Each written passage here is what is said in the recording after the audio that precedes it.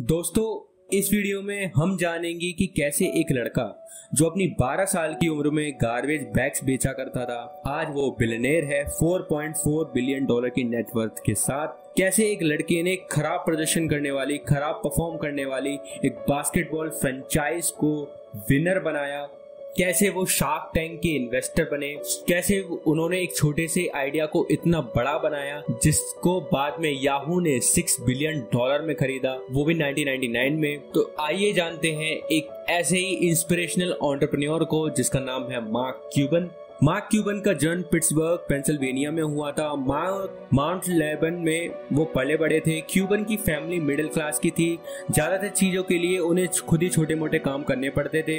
12 साल की उम्र में वो गार्बेज बैग्स और न्यूज़पेपर वगैरह बेचा करते थे। उन्होंने स्टैम्प्स और कॉइन्स भी बेची थी। 16 साल की उम्र में उन्होंने अपनी रेपुटेशन बना ली थी अपने गली मोहल्ले में। यानी आप अंदाजा लगा सकते हैं वो बचपन से ही पैसे कमाने के कितने शौकीन थे। मार्क ने इंडियाना यूनिवर्सिटी से आगे की पढ़ाई की। अपनी ट्यूशन फी को पे करने के लिए उन्होंने डांस क्लास देना स्टार्ट किया। बिफोर अंडर ग्रेजुएशन मार्क ने डिसाइड किया था वो कि एक बार खरीदेंगे, उसको चलाएंगे, जिसके लिए उन्हें $15,000 चाहिए थे। वो बैंक्स को कॉल करने लगे लोन के लिए ताकि उन्हें कोई बैंक उनको लोन दे और वो उस बार को खरीद सके, लेकिन उन्हें ऐसा कोई बंदा मिला नहीं। उन्हें ऐसी कोई बैंक मिली नहीं जो उन्हें लोन प्रोवाइड कर सके। तो मार्क को एक स्कूल में बंदा मिला था, इवन विलियम। उन्होंने मार्क को बोल रखा था कि अगर कभी भी आपको इन्वेस्टमेंट चाहिए तो मुझे आप कॉल कर सकते हैं। मार्क ने इवन को कॉल लगाया और उन्होंने $15,000 पर रजामंदी दिखाई। इवन ने मार्क को लोन दिया। महीने के अंदर उन्होंने अपना बार स्टार्ट किया। इस बार के अंदर उनका 51% स्टेक था। हालांकि उन्होंने एक भी पैसा इसमें इन्वेस्ट नहीं किया था, फिर भी किसी ने कंप्लेंट नहीं की थी, बिकॉज वो इस बार को बिजनेस की तरह ऑपरेट कर रहे थे, ना कि एक बार की तरह चला रहे थे, जिससे असर दिखने लगा था। महीने के अंदर ही काफी भीड़ लगने लगी थी। साल भर वो बार काफी अच्छी तरीके से चला, बट कहानी में ट्विस्ट आया। एक वेट टी शर्ट कॉन्टेस्ट के अंदर लोगों ने बार के अंदर तोड़फोड़ मचा दी, जिससे बार का फ्यूचर एंड हो गया था। क्यूबन ग्रेजुएट हुए और वो डैलस में शिफ्ट हो गए। विद इन ए ईयर उन्होंने अपनी एंटरप्रेन्योरियल जर्नी स्टार्ट करने का फैसला किया। उन्होंने माइक्रो सॉल्यूशंस को लॉन्च किया जो कि हार्डवेयर और सॉफ्टवेयर प्रोवाइड करती थी, बिजनेसेस को ट्रेनिंग भी देती थी। जब पीसी का रेवोल्यूशन हो रहा था उस टाइम की बात है। मार्क क्यूबन ने कंप्यूटर बिजनेस को बहुत ही तेजी से सीख लिया था और वो 7 साल बाद उन्होंने अपनी कंपनी को कॉम्प्यूटर को बेच दिया था $6 मिलियन में, जो कि काफी बड़ा अमाउंट था उस टाइम। जब क्यूबन से पूछा गया था कि आप इस अमाउंट का क्या करेंगे, तो उन्होंने बोला था कि वो रिटायरमेंट लेंगे। उन्होंने लाइफ अमेरिकन एयरलाइन का पास भी ले लिया है और वो हर कंट्री में घूमना चाहते हैं, वो लोगों के साथ चिलपिल करना चाहते हैं। 1995 के अर्ली रिटायरमेंट से क्यूबन को दोबारा कुछ नया करने का सूझा और क्यूबन ने डिसाइड किया कि वो कुछ नया स्टार्ट करेंगे। एक दिन उनका कॉलेज फ्रेंड वैगनर ने उनसे बोला कि मेरे पास एक जबरदस्त आइडिया है, हम ऐसा कुछ बना सकते हैं जिससे हम इंडियाना बास्केटबॉल स्पोर्टिंग इवेंट को सुन सके वर्ल्ड में कहीं भी इंटरनेट की हेल्प से। और क्यूबन को इस आइडिया में एक बिजनेस अपॉर्चुनिटी दिखने लगी थी। क्यूबन के घर में दोनों ने इस पर काम करना शुरू किया, जिससे ऑडियो नेट की शुरुआत हुई, जिसको बाद में ऑडियो नेट से broadcast.com कर दिया गया था। broadcast.com न केवल बास्केटबॉल ही ब्रॉडकास्ट करता था, बल्कि hundreds of sport events, radio program और कई सारे प्रोडक्ट लॉन्च और फैशन शो को ब्रॉडकास्ट करने लगा था। 1998 में कंपनी का आईपीओ हुआ। इस आईपीओ में एक शेयर की वैल्यू $18 रखी गई थी। आईपीओ के पहले दिन ही इस शेयर का प्राइस $60 to $75 पर शेयर तक पहुंच गया था। एक ही दिन के अंदर क्यूबन की कंपनी ऑडियो नेट ने रिकॉर्ड बिल्ड कर दिया था। इससे पहले ऐसा कभी नहीं हुआ था जिसकी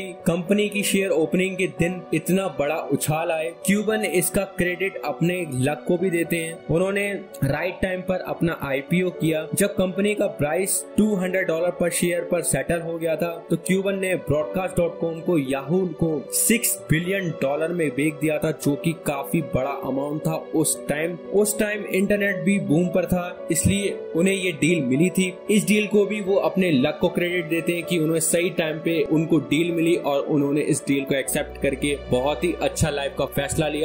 ये बहुत बड़ी एक्विजिशन थी। क्यूबन का ये फेबुलस स्टेप था जिससे वो बिलियनेयर क्लब में शामिल हो गए थे। क्यूबन ने इससे एक बड़ा सा बंगलो और एक प्राइवेट जेट खरीदा। लेकिन उनका नेक्स्ट परचेज उनका ड्रीम था, उनका डिजायर था। मार्क क्यूबन को स्पोर्ट्स में काफी इंटरेस्ट था, जिसमें बास्केटबॉल उनका फेवरेट था। 2000 में क्यूबन ने डैलस मैवरिक्स, जो कि बास्केटबॉल फ्रेंचाइज है, उसके मेजॉरिटी ओनरशिप खरीद ली थी। बिलियनेयर क्यूबन डैलस मैवरिक्स को विनर बनाना चाहते थे, उनका ये डिजायर बन गया था। एनबीए में डैलस मैवरिक्स का सबसे खराब प्रदर्शन था, सबसे खराब रिकॉर्ड था। क्यूबन ने अपने तरीके से टीम में बहुत कुछ चेंज किए। क्यूबन ने अपनी टीम मैवरिक्स के लिए प्राइवेट जेट खरीदा, club, new T shirt, practice accessories, coach वगैरह और काफी कुछ चेंज कर दिया। क्यूब मैच काउंटर साइड्स पर बैठते थे। ड्यूरिंग द मैच रेफरी पर चिल्लाना, एक जीतने का जुनून, एक जज्बा उनके अंदर कूट कूट कर भरा था। क्यूबन को कई लोग इम्पेशेंट बोलते हैं। उस टाइम उनके इम्पेशेंट बिहेवियर की वजह से कई बार उनको $1000 का फाइन भी भरना पड़ा था, बट उन्हें फर्क नहीं पड़ता था लोग क्या कहेंगे, लोग क्या सोचेंगे। वो सिर्फ एक ही चीज चाहते थे कि उनकी मैवरिक्स टीम विनर बने। मैवरिक्स टीम में इमीडिएट चेंज दिखने लगे थे। 2001 में फर्स्ट टाइम मैवरिक्स प्लेऑफ में पहुंची थी। 2006 में बास्केटबॉल कोर्ट स्टार डिस नोवित्स्की मैवरिक्स को फाइनल में ले गए, लेकिन मैवरिक्स फाइनल में हार गया। क्यूबन काफी गुस्से में थे। उस दिन वो स्टेडियम में चिल्ला रहे थे। नोवित्स्की ने पब्लिकली उनके टेम्पर को कंट्रोल करने के लिए बोला था। अपनी टीम की हार देखने के बाद क्यूबन घर से एक हफ्ते तक नहीं निकले थे, वो घर में बंद हो गए थे। उनका सपना जो चैंपियन बनने का था वो उनको टूटता हुआ नजर आ रहा था। फिर क्यूबन ने नए कोच हायर किए, की प्लेयर्स अपनी टीम में शामिल किए। आखिरकार उनका सपना जो कि इतने सालों से उन्होंने मेहनत की थी, 2011 में मैवरिक्स फाइनल पहुंच गया और मैवरिक्स फाइनल जीत भी गया।